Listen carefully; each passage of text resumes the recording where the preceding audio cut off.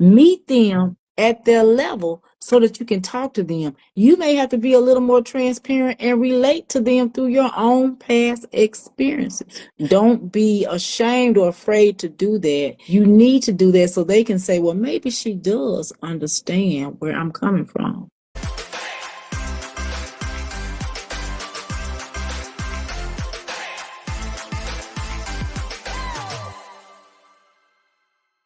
I'm Dr. Teresa A. Smith, Dr. Taz, and welcome to this edition of Talk with Taz. I always like to bring this guest on. That is the remarkable Felicia Brookins. Felicia is the author of the Ways trilogy, and she just released the third book. The first book was, I think I said that correct. The first book was Sister Nadine's Ways, and God knows I know Nadine. The second one was The Reprobate Ways, The Unveiling of Anne. And her latest book is Josie's Ways of Grace. And so the reason, I was introduced to Felicia like years ago. Now I can't even remember how many years ago, but it's been a few years, it's probably about 4 years at least. And the one thing that I like about Felicia and her books is that she weaves real life. The church is a backdrop, families are a backdrop, and she weaves it into the fabric of our life. And she brings those things that sometimes we like to keep under the cover or under the rug. She brings it to the forefront, and she does it in such a gentle way that you can't help but either see people you know personally or people in your community in her stories. And so Felicia also, herself, she's an award-winning author, playwright, but she's a trauma survivor. And she uses her voice to spark the healing of others. She has a play called The Brownie, An Unforgettable Trip. And then, of course, the award-winning trilogy, Ways trilogy. And so, but she has a heart for teens because she talks about 3 different women in the 3 different books, but 2 of them are children. And so she has a heart for teens and their mental health. So that's our conversation. We're going to delve into that and what we can do. So Felicia, welcome back to Talk with Taz. Thank you, Dr. It's always nice to be on the platform with you. Always good to see my sister in blondness. Girl, We do what we do. we do what we Yes. do. And even though, let me tell you, when I put this on, I said, nah, Felicia go get it because I'm an AKA and Felicia is yeah. what? Yeah, kind of. I said, let me go see if I got that royal blue and white over there. That Zeta Phi Beta sorority. I said, okay, we're doing pearls today. I didn't get that memo, but okay. And we love it because Felicia and I, we are both part of the Divine Nine. We're in 2 different sororities, but we are sisters because we are kindred spirits. And I knew she'd be like, what Taz doing over there? Yeah, I peeped it.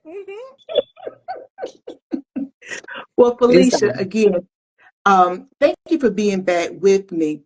Your work bridges storytelling and healing in such a powerful way. What inspired you to channel your own experiences and intergenerational trauma into the fictional trilogy and then the stage production? That would probably have to be my love for reading and writing. Even in high school, I had a journal. I also had a little diary. I remember that diary so well. It was a blue diary. And so because I couldn't express my hurt, pain, and feelings to any adults, because, back then in the day, you weren't allowed to do that. So I had to write it in a diary. And so for me, that helped me to be able to get through all the things that I experienced. So for me, I would say the main thing is that a diary, writing out my feelings and remembering what it felt like to go back and read that years later and see all that I had come through. All because I made a decision to stay. That's what I always say, because I made a decision to stay. And so that is what made me feel that, hey, I can take fiction and some of my own personal life experiences and put them into a book and into a series. Because once I wrote the first book, the way that I ended it, I had no choice but to take it full circle with the kids that were involved in the story. Well, I want to say thank you, Noya. I'm probably mispronouncing your name, but thank you too for joining us today. This is going to be a very interesting conversation. And I like, Felicia, that you said that you started out writing and you didn't have a Mhm. voice, because you're right. In back in those days, we couldn't vocalize what we were experiencing. Children are to be seen and not heard, and they meant that. And so to know that you were able to write the first book, and as you said, it had to end the way that it ended, but then knowing that you were going to go back at some point and write from the perspective of those children. Because when we talk about generational curses, they don't occur just when you're an adult. They happen to you as you're growing up and becoming that individual. And that's so important. Now, your stage play, The Brownie, is now part of a theater and therapy initiative. Can you Yes. walk us through how this unique approach is creating a safe space for teens to open up emotionally? Yes. Well, first of all, of course, it's called Safe Space, which is a name that says this is a place where you as teens can come and talk about the things that you feel, the thoughts that are going on in your head, your emotional, mental struggles. And you can do so without fingers being pointed at you, without stigma or biases or a backlash. And so theater provides that same thing. Theater provides that youth or that teen an opportunity to write out their feelings because they can do the skit themselves. And then they can be a part of bringing that skit to life on the stage. And in doing so, tell what they think and feel without people even really knowing whether or not it's them. And so it doesn't expose them or open them up to any harsh words, any criticism. It gives them confidence, because it's something new. It makes them where they are heard and can say what they feel. Sometimes even writing it themselves, letting other people completely act it out and step back and see it themselves. And so theater is that safe space, that opportunity of expression for youth, well, again, without them having to deal with some type of backlash, finger pointing, or somebody putting them down because they're saying, I'm not okay. And this is what I'm really feeling and thinking. Well, I love that idea, Felicia, because it's like they're using theater as the mechanism or the modem, but it's a way for them to balance out their artistic expression as well as, in a sense, advocate for themselves or others who may have experienced similar trauma. Yes. And I think that's a unique way for them to be able to vocalize their mission. They may not even realize it's a mission yet, but to vocalize their truth. Right. And it does so again safely, because you could write this and put it together and not even put your name on it, but have other individuals to act it out. And it allows you to sit back and see yourself. It's almost like looking in a mirror for you to see it. It's one thing to go through it, but when you can step back and just look at it and say, wow. And again, a lot of times see just how much you've already gone through, that you're a lot stronger than you thought you were. And guess what? You are creative because you look at that and say, I did that. I wrote that. And so it helps with the confidence, and encourages them and motivates them. And it can also create a circle or family of closeness for them. Maybe it's somebody maybe that's being bullied at school, doesn't feel like they have any friends or that they're like with anyone. Well, then you have these cast members that come together. And these cast members become your friends and your family because you all spend time together. And so now all of a sudden, I do have a group that connects with me and understands me. And maybe I now do have a group of friends because now I have something in common with someone else. And that's so powerful because, sometimes we feel like we're the only person who's going through something. And the people that we're sitting having lunch with, they're going through something similar or have gone through something totally different, but it's weighing on them. But we don't see that other people are also struggling. And I like the fact that you're building a sense of community, that support network, because we're now actors, and it doesn't matter whose story we're acting out. We get Exactly. to know each other, we support each other, we cheer each other on. And so therefore we're there for each other in our time of need. And I think that's so important, particularly in this age of bullying. That's, I think about when I was bullied as a child, well, and even as an adult, but now it's like cyberbullying is so rampant, and it Yeah. does damage in a totally different way. Right. Because at the school when we were growing up, what went on at school pretty much stayed at school, unless you live in the neighborhood with that person. Mhm. Yeah. But now you leave school and it follows you because it goes all over the world. People you don't even know even come in and say ugly, mean, hateful things to you. They learn stuff about you. They come in your inbox. It's like if you pick up your phone, you don't disconnect from it. And kids, are drawn to technology. So yeah, they can reach them. Now, when I go home and close my door in my bedroom, you're still bullying me. You're still harassing me. You've even got other people involved in it. That's a lot It for is. a youth or teenager to deal with when they emotionally are not intelligent where they need to be yet to deal with that in another way other than to lash out or to fight, or some example they've seen on a video or heard in music where I need to fight this person, cut this person, shoot this person. That's how I need to express how you make me feel. Mhm. Well, now, Felicia, for any parents or educators or youth advocates who might be listening or watching us, what signs should they look for that creative outlets like the theater might help the teens that they're responsible for, be it at church, be it in the youth community organization, be it parents or even educators? What signs should they look for that say, oh, maybe let's see if this person is creative, and maybe that would be a way for them to be able to manage more some of the things that are occurring with them.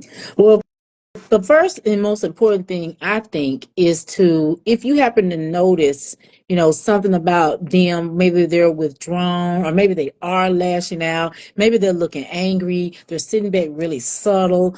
First thing first is, how about you approach them with a smile and have a conversation? Let's do that. Let's talk to them about what's going on with them. Maybe ask them things to try to find out what their interests are. Hey, how are things going in school? Well, what are your favorite subjects in school? Mhm. Well, do you like? They may say, well, I like English, or I like to read. So what are some things that you've read? And when you're talking about that, hey, well, have you ever thought about maybe writing a play about that? Have you thought about maybe writing a book about that? And so that can open that up. You can even say, hey, how about we go to the museum one day? Do you like to go to the museum? Let's do that. Or, we've got this event going on with my group or my organization, and we're going to have this author there that writes the same kind of books that you like. How Mhm. about we go do that? And so that begins to make them feel like, well, first of all, maybe it's an adult I can trust. And then maybe it's an adult that understands me. And maybe I can actually open up to them. And then once you do that, they may say, hey, look, I wrote this. We went to that event, and this is what I did because of that event. And just encourage them, but first and foremost, talk to them so you can find out what their areas of interest are, and then you take the unique approach to see how you can turn that into something that they can use to show their feelings and emotions. Felicia, you started out and you just ended again about smiling and sit down and having a conversation with them. Why do Yeah. you think, because I don't have children, so why do you think that is so hard for parents or educators or youth advocates to do? I think the what makes it so difficult is, first of all, us knowing how the proper way to communicate on that child's level. We forget that we were one step. You have to remember what you thought and felt when it was you, Mhm. first of all. And now that you're so mature and you're so grown, oh, that just sounds so silly to me. But remember, when you were young, it wasn't silly to you. And you said it and expressed it the way you knew how. Mhm. Meet them at their level so that you can talk to them. And depending on how much they can handle, you may have to be a little more transparent and relate to them through your own past experiences. Don't be ashamed or afraid to do that. You need to do that so they can say, well, maybe she does understand where I'm coming from. And then also you share something with them and they be like, oh, you, Miss Felicia, oh my gosh. And so now they think we got this secret together. We got this thing. And so Mhm. that begins to create a relationship. And that may make it easier for you to talk when you see that you cause that person to relax and open up and talk to you because they felt they could trust you. Go back to when you were that age or you were that young. Remember what it felt like. Remember how you really wanted to tell somebody something that was going on, but you were afraid because they might tell it and then they get back to mommy and daddy.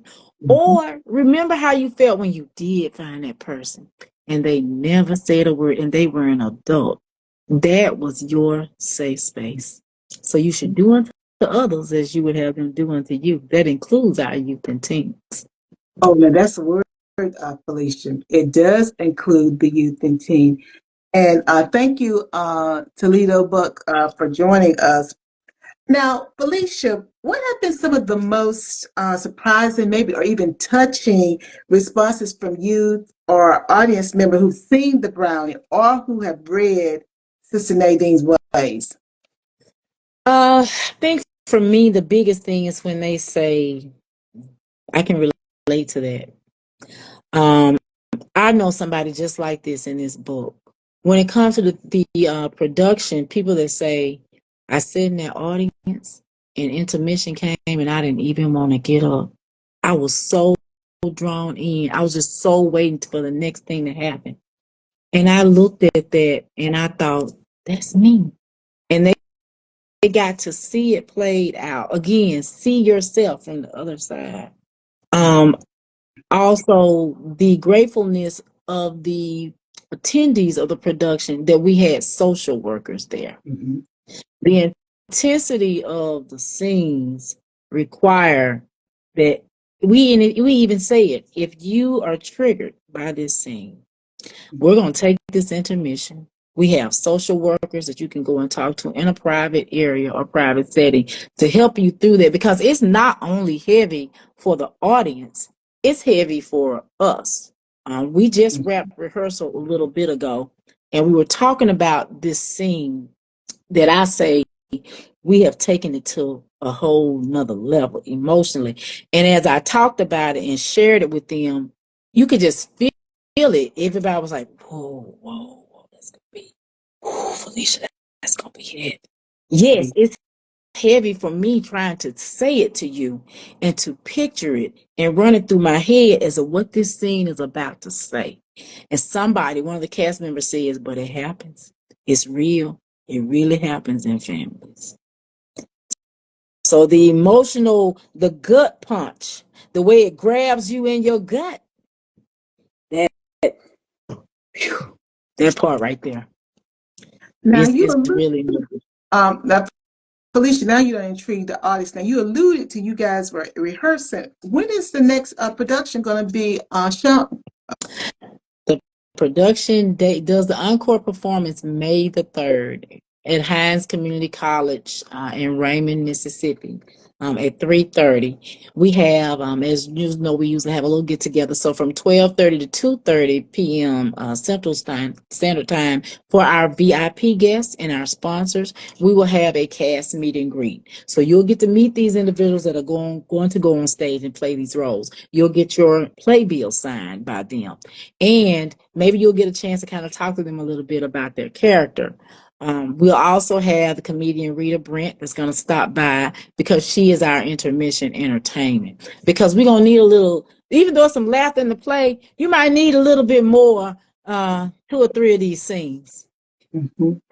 Yeah. 'Cause, I know the play, The Brown and Unforgettable Trip, and now she's saying that she done added something else to it. So I can only imagine, because if they said it was heavy, and I can kind of Oh, feel the heaviness when you were oh, describing. Felicia.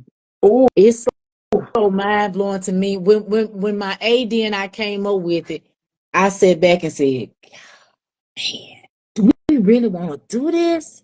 And he was like, "Got to, we got to do this." And I said, "I may have to seriously get you security because this this is a triggering. This is a triggering thing."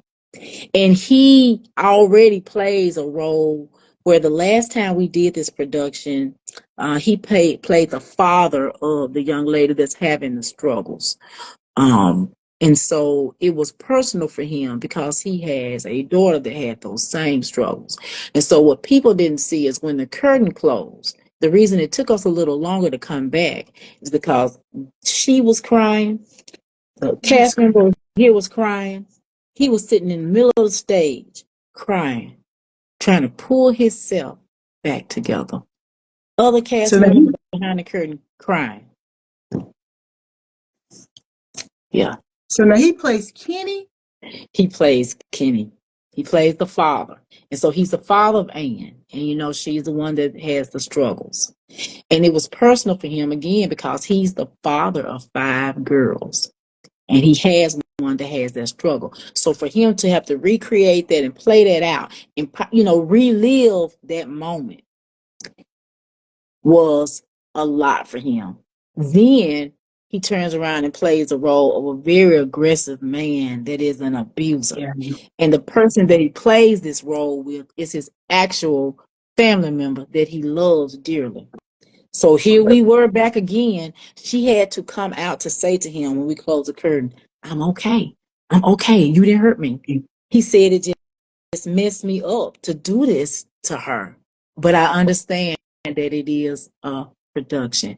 But we had to take that break. And now we've added this third thing that in my gut, I just like, oh my God, oh my God, this is so heavy. But it happens. And so, how does the youth or teen, male or female, tell somebody that? How do they tell you about this nightmare that just occurred to them that they're carrying, trying to deal with every day, afraid to say, but want to say, and can't tell anybody? And so, because I can't tell anybody, and I'm hurt, I'm shamed, I'm angry, I'm going to lash out because that's all I can do. I can't even say the words to you as of what that person did to me. I'm so ashamed by it. So how do I let you know something going on? I act out because I can't tell you what they did to me. I'm too embarrassed.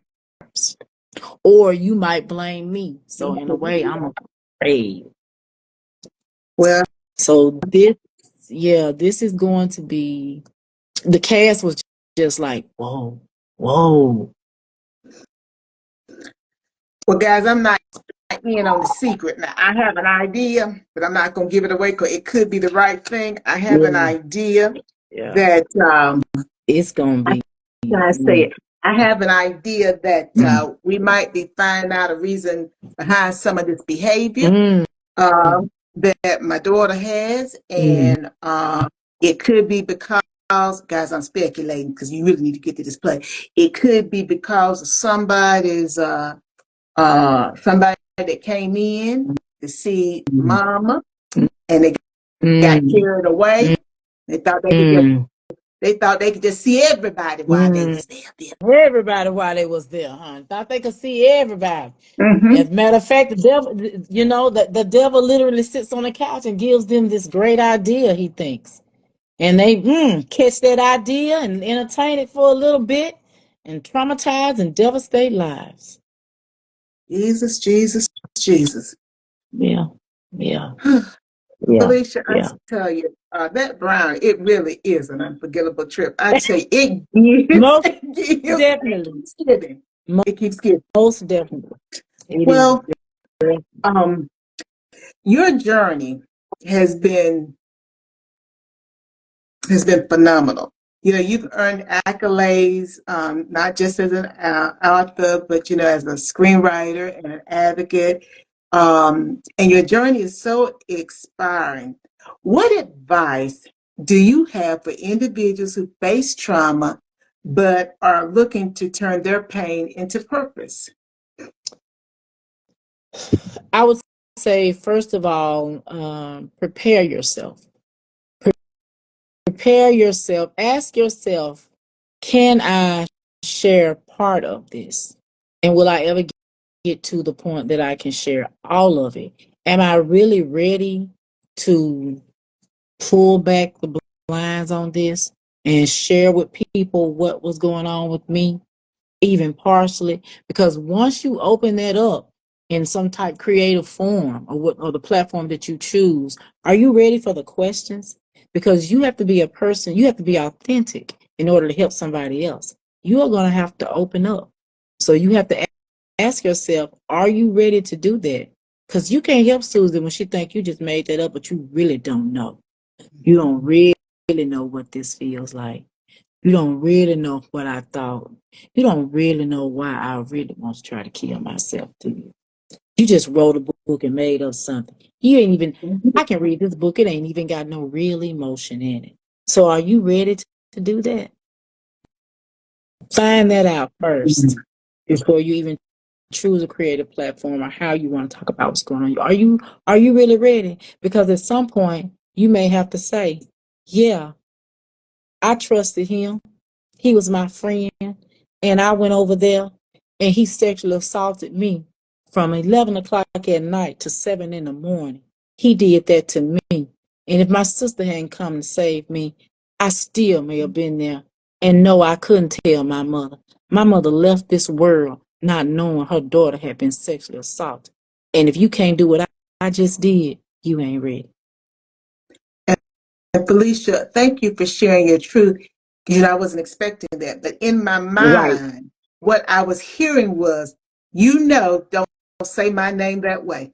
Don't say I my name tell that my way. husband Because that you said all that. the Because time. you said, I tell I'm him that talking about what all you the said. time. You said to me previously in the interview, you told her, don't say my name that way. That way.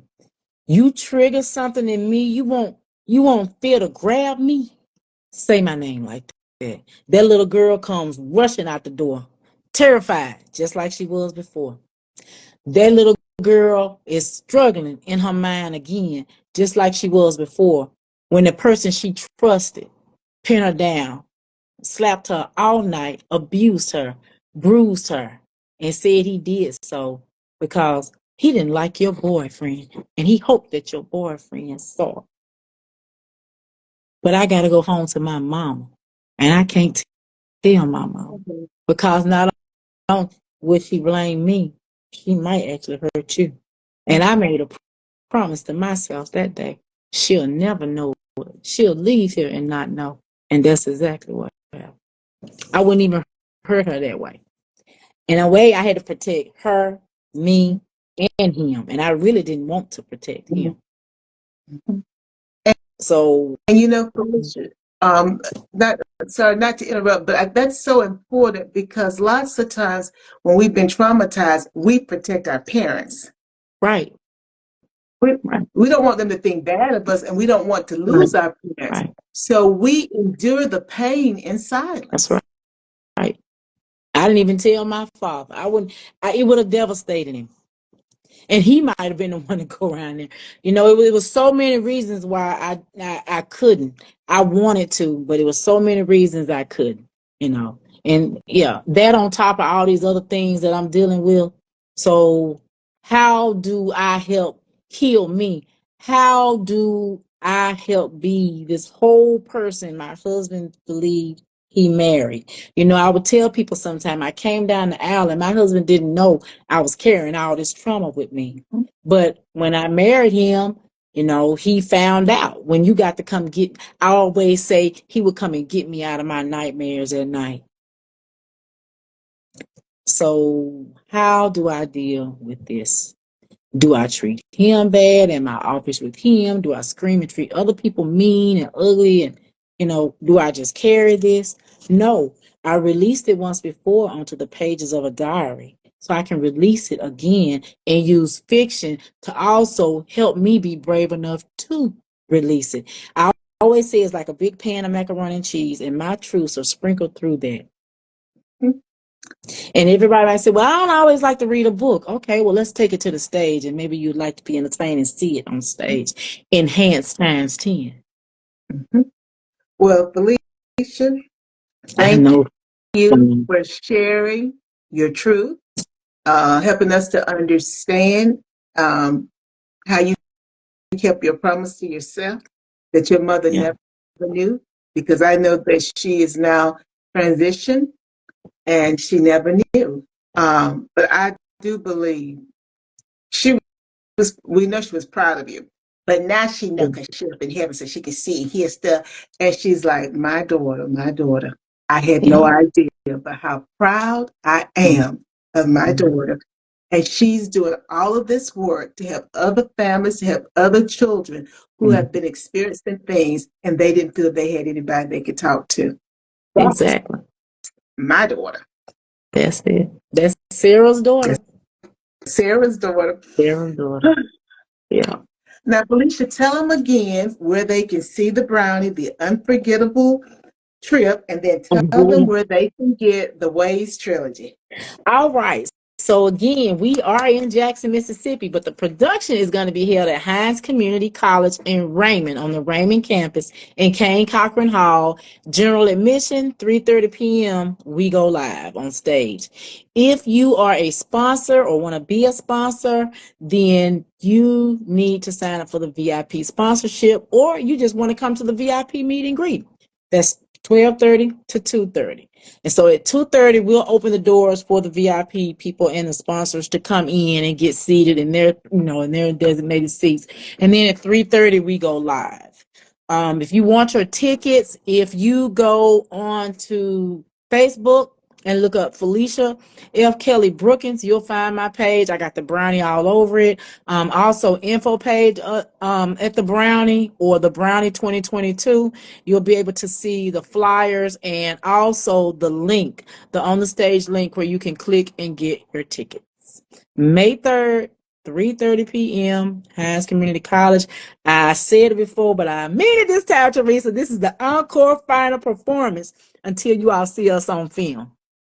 That's what I say. But I said last time that we weren't gonna do this. But I was like, it was so many people that said, I heard about it, but I missed it. I'd love to see it. When you gonna do it again? When you gonna do it again? There's a little girl at church that came to the play the first time, and every time she sees me, she says, "Hey, brownie lady,"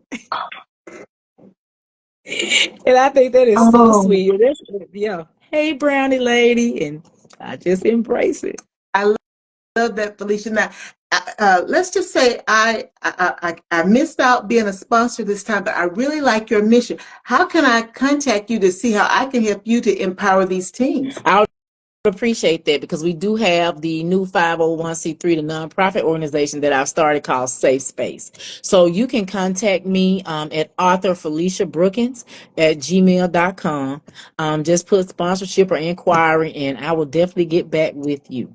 I forgot to mention too, with the books, you can go onto Amazon.com to order the books. I can send you an Ingram Sparks link, or you can go on to Books a Million to order the book, to order the trilogy. And I'm also available for booking to discuss that series that I have published, that award-winning series. And I would love to be to come out and talk to book club members about the different platforms in the book. I will also go ahead and just add this quick shout out. It seems that the ladies of Delta Sigma Theta Jackson Clinton Alumni Chapter will be the first of our BGLOs, and I will have opportunity at the end of May to go and talk with them about this trilogy. So I am really looking forward to that. So just hit me up, send me an email, or if you are friends with me and connect on Instagram or Facebook, for Arthur Felicia Brookins, just follow me, inbox me, and we'll work it out. Well, congratulations, Felicia, on Thank the you. 501c3. Congratulations on having the book club meetings. Now, will you do those virtually if people are not in the area? Would you do I the book? will. Yes. Okay. Yes, most Well, definitely. I figured you would. I most definitely will. I figured you would. Well, Felicia, I love our time together and I love your transparency and I love your work and your heart for Thank helping you. everyone deal with their trauma, but particularly our teens, because we have to start somewhere. And Mhm. as people of color, they are our future. And so we've got to now start making sure that they're able to manage their lives and their next generations Right. appropriately. And so I love this idea of empowering them. And again, Felicia, you're always welcome to come back Thank to you. the show anytime. And to those who joined us, thank you so much for joining us for this episode of Talk with Taz. And until next time, before you go try to take care of somebody else, please make sure you take care of yourself first. Bye now. Thank you. Bye bye.